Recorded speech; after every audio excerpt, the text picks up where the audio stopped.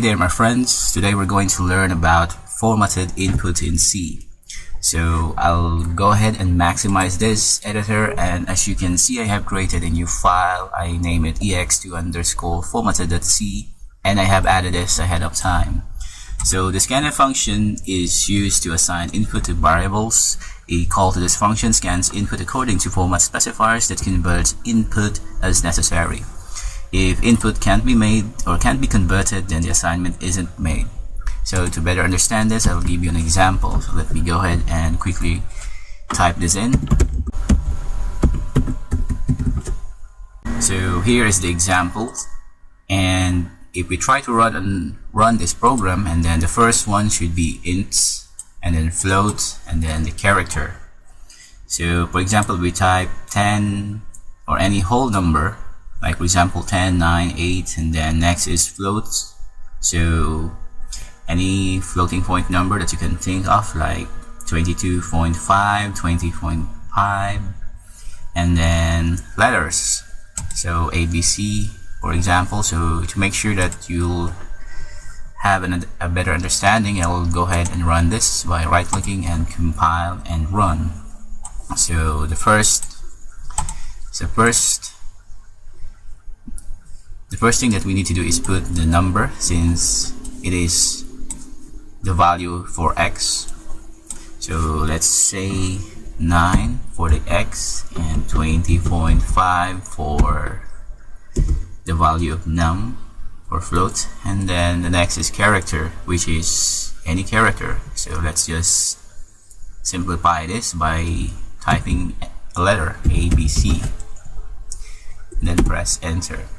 So you may have noticed that there's no output. It's because we did not specify the printf function to display the information that we have stored. So the information is stored in variable x, num, and text. And you might be asking that what this is and is all about. So this and must be used to access the variable addresses.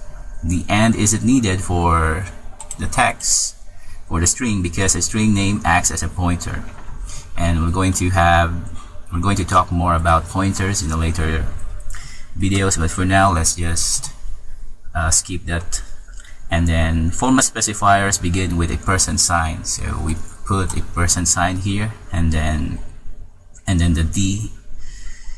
So % sign and our % sign are used to assign values to corresponding arguments after control strings. So blanks, tabs, and new lines are ignored. And a format specifier can include several options along with a conversion character. So in here we use the D for decimal, and then F for float, and then S for string. So there's also one other thing, that is X for hexadecimal. So the optional star will skip the input field. So I'll give you another example here. So it's going to look something like this. So % sign, and then the asterisk or the star, and then the max field, and then the conversion character.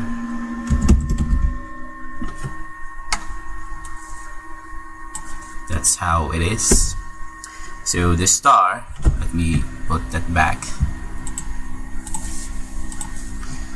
So this star will skip the input field, and the optional max width, this one, the max width gives the maximum number of characters to assign to an input field, and then the conversion character converts the arguments if necessary to the indicated type, so decimal, float, string, or hexadecimal. So let me remove this line.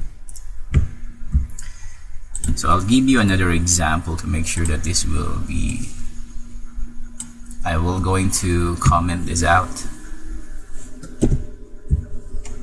You can do a short command keys by pressing Control and then / on your keyboard if you're using Windows. So create a variable of x and y.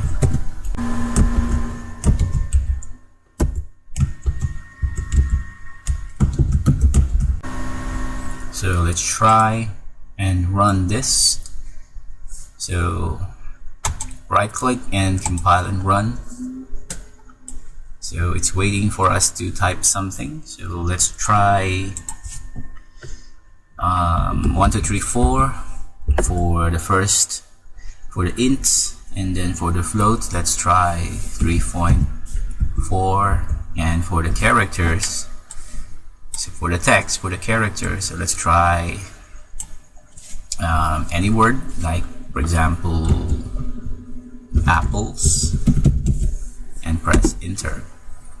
So as you can see, it printed out the result of what we typed in. So first letter, the first number, then float, and then the apples.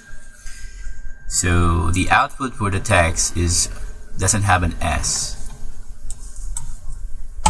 The reason why it is only apple instead of apples, it's because we specifically put the 5S in here.